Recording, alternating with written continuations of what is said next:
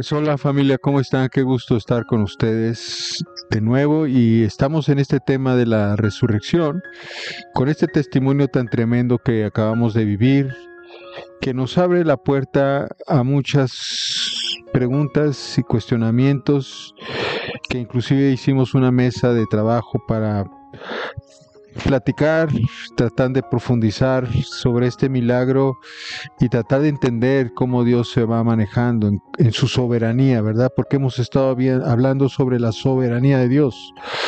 Porque el que formó los cielos y la tierra, los mares y los abismos y todas las cosas que en el mundo hay, pues fue Dios. Así lo dice el Salmo 135 y nos lo dice en varias partes de la Escritura, que por Él fueron hechas todas las cosas, también nos lo dice en Colosenses 1, visibles e invisibles. Entonces Dios tiene un control absoluto de muchas de las cosas, pero hablábamos de que en ese control Dios dejó al hombre con el libre albedrío para hacer y decidir, y por lo tanto muchas de las cosas que le pasan al hombre es a través de sus propias decisiones, que lo llevan a acciones que finalmente lo meten en problemas y en situaciones complicadas. Pero tratando de entender esta soberanía de Dios y de entender este milagro que acabamos de tener, donde Leonardo estuvo muerto por todo un día, desde las 6 de la mañana, y vino resucitando hasta mediodía, ya estaba siendo velado, ya estaba las veladoras, ya le habían cosido la boca, estaba siendo velado por una muerte donde sus riñones y su hígado estaban destruidos, como bien lo dijo Mirna en su testimonio en el domingo pasado que pusimos por primera vez este testimonio. Hoy queremos ahondar e inclusive presentarles un video donde el propio Leonardo con sus propias palabras nos habla de este milagro, y precisamente le voy a pedir a nuestro manager que ponga este video. Adelante. Él tiene mucho poder, Dios, y si existe Él, le damos gracias a Él.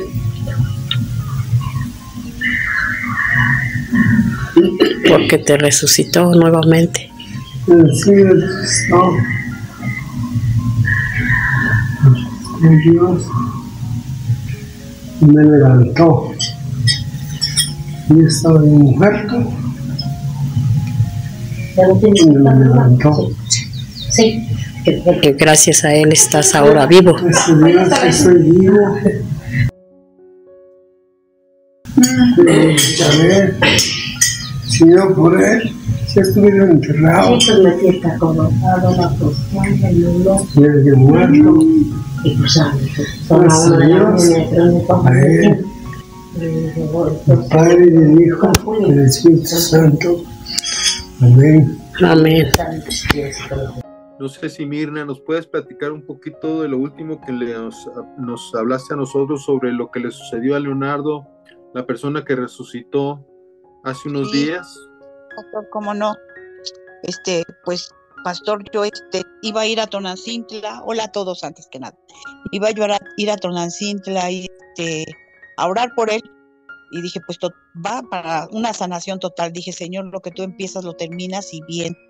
Y dije, yo voy, Señor, y me puso en mi corazón que sí tenía yo que ir, y me habló Zenaida y me dijo que sí, que ya ¿cómo se llama? Que fuéramos a orar.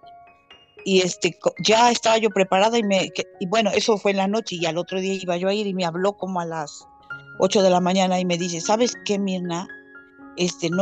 No están. Se acaban de salir, dice, se lo llevó mi cuñada y yo creo que no se va a hacer porque ya se lo llevó a Mozoc, me dijo, y no está. Le digo, bueno. Y ya después me vuelve a hablar, me dice, ¿qué crees, Mirna? Le digo, ¿qué pasó? Dice que ¿cómo se llama? Que se lo llevaron en esas idas y venidas, que se les cayó esta persona, dice, y lo levantan y se lo llevan al doctor. Y ya lo empezaron a ver los doctores y dice que se quedaron todos, le empezaron a hacer ultrasonidos, que por el golpe, que lo ven pálido y que lo ven muy panzudito y que ¿cómo se llama? Que no daban. Entonces le empezaron a sacar y resulta que el señor dice, ¿te sientes mal? ¿Por qué te caíste? No, ¿te duele algo? No. ¿No sientes nada? No. Y agarra y ven los doctores y dice que le sacaron, quedamos que me iba a dar los exámenes que le habían hecho, porque resulta que no tiene hígado, que no tiene riñones, y que como está vivo, si no le sale, que se le desbarataron. Y él sigue comiendo como si nada. Y dice que no le duele nada. Entonces le digo, bueno, pues creemos en el Señor. El Señor hizo un milagro. Y si no hay nada, es el Señor actuando, le digo.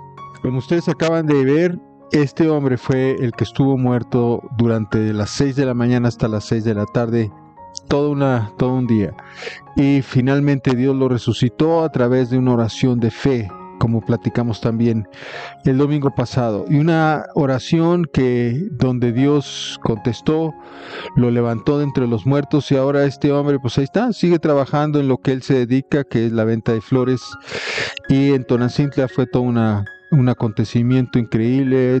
Ahora es un hombre que ve a sus familiares de nuevo, que ve a sus compañeros de trabajo, que ve a sus vecinos cuando ya no los iba a ver. Inclusive estuvieron en su velorio y se sorprendieron cuando este hombre se sentó y luego se puso en pie y fue al baño y luego regresó. Tuvieron que suspender el velorio porque ya no había más. Lo increíble es que pues ahora este hombre sigue haciendo sus actividades normales. Él sigue yendo de una ciudad a otra, vendiendo lo que él desde mucho tiempo se ha dedicado a hacer. Y cuando hace poco tuvo un viaje, en ese momento, por alguna razón, mucha actividad, se cayó y lo llevaron al hospital. Pues está todo muy sensible, acaba de pasar por un momento muy complicado, y en ese hospital lo revisaron de nuevo porque se había golpeado y le hicieron una tomografía, una toma interna que mostró que aún sus riñones y su hígado están muertos. Y dices, carambas, ¿cómo? Le dijeron, pero ¿cómo puede usted estar comiendo, ir al baño y hacer todas sus actividades si su hígado no funciona y sus riñones no funcionan? Y este hombre le contestó junto con su esposa, no lo sé, pero yo sigo mis actividades normales y yo voy al baño normalmente y hago todas mis cosas normalmente. Eso nos llama muchísimo, muchísimo, muchísimo la atención. Es como una bomba de conocimiento extra que, a pesar de todos mis años en el Señor, pues ahora comenzamos a indagar mucho de cómo fue esto, cómo es que sucedió esto, cómo es que sigue este hombre. Habíamos pensado que Dios había restaurado los riñones físicamente y que había sanado su hígado y por lo tanto ahora estaba vivo. Y esto nos cambia la manera de pensar cómo Dios obra. Hace tiempo oramos en una reunión donde vinieron muchos sordos. Dios sanó a 9 sordos. Y en esa reunión había una persona que por alguna cuestión genética, los oídos él había nacido con los oídos tapados, totalmente cerrados. Y cuando oramos y este hombre le preguntamos si oía perfectamente, le hicimos pruebas y seguía oyendo a distancia perfectamente. Y le dijimos, bueno, es que como tú oyes si tienes de todos modos, sigues con los oídos cerrados, como naciste. Y dice, yo no sé, yo no oía, pero ahora oigo. Y aunque tengo cerrados mis oídos, sí oigo perfectamente. Eso nos sorprendió a todos, pero no lo había yo acabado de entender hasta ahora que estoy oyendo el testimonio de Leonardo de su resurrección y de cómo sus órganos funcionan a pesar de que están muertos. Puedo pensar que hay una intervención espiritual.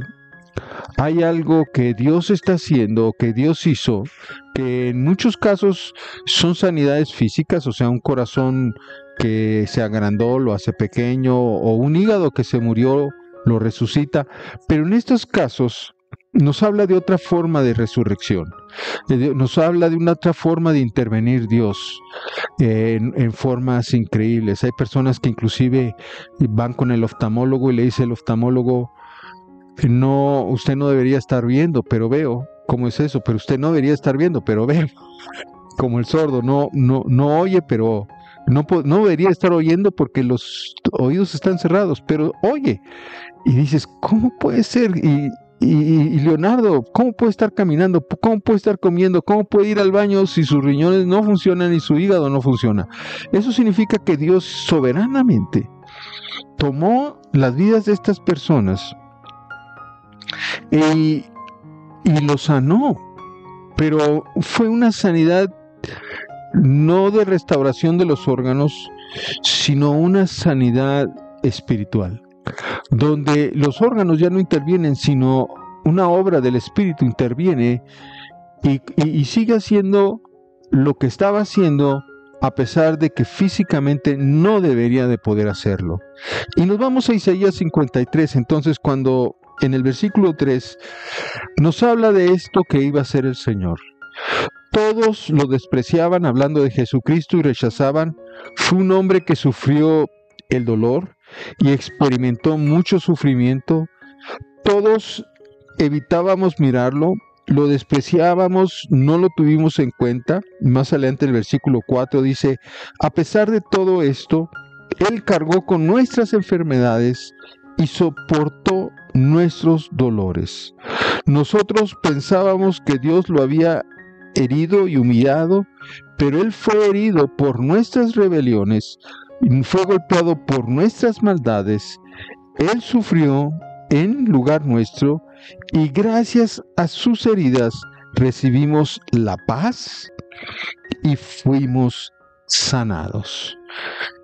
Y aquí nos habla precisamente de la obra de Jesús, que Él vino a padecer por nosotros y a pagar el precio que nosotros debíamos de haber pagado por nuestros pecados.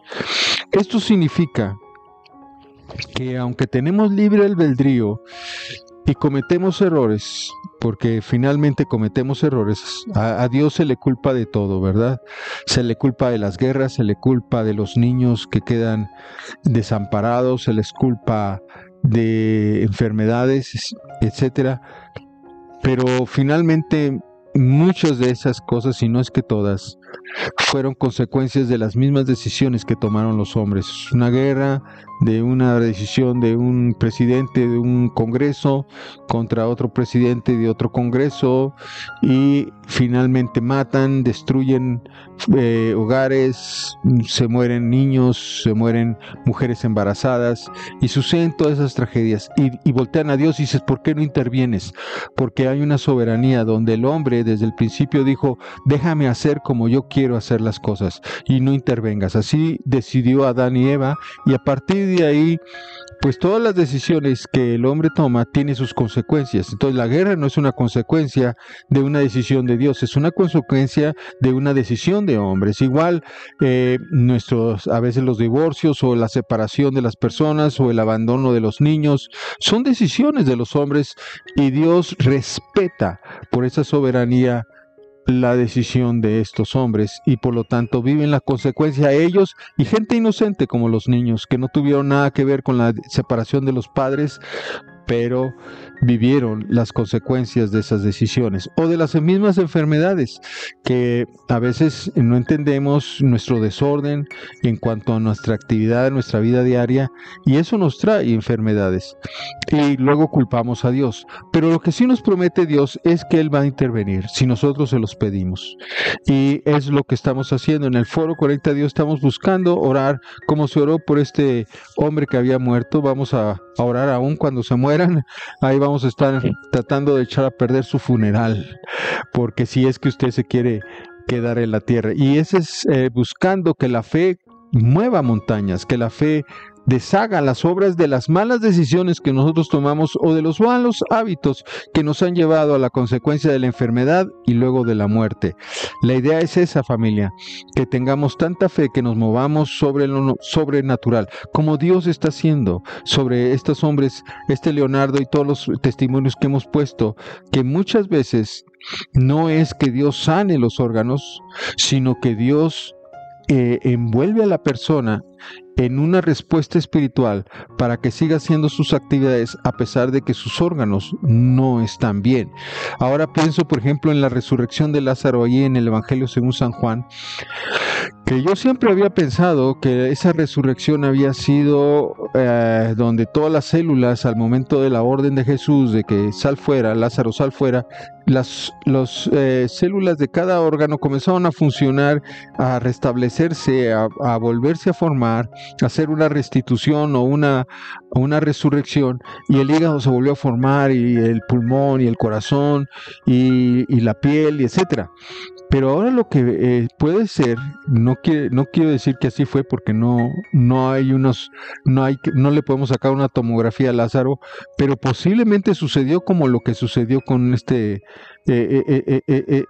testimonio de Leonardo, que Dios lo tomó y comenzó a funcionar, pero aunque sus órganos estaban muertos, espiritualmente, con una cobertura, con una burbuja que lo rodeó, Lázaro pudo seguir con su vida por un tiempo.